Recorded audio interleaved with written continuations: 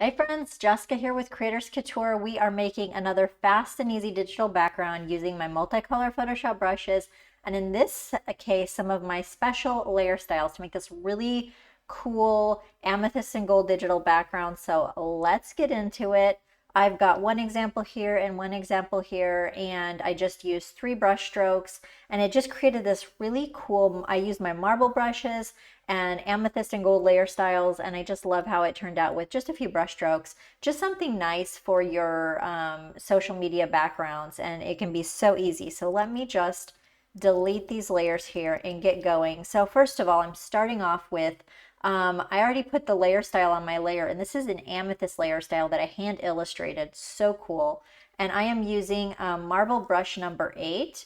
And let's just look at it here. So this is this really amazing marble brush that I crafted and looks good with the multicolor technique, but also you can use a layer style. So I'm just going to paint this brush, and I've already got the amethyst layer style on it, so it's just creating this really cool amethyst tech sort of effect. We'll leave it like that. Now I'm going to go on the layer below, and I've already got one of my Celestial Goldmine gold layer styles applied. And I'm going to take marble brush number 5 and just kind of brush in some gold highlights here. So pretty.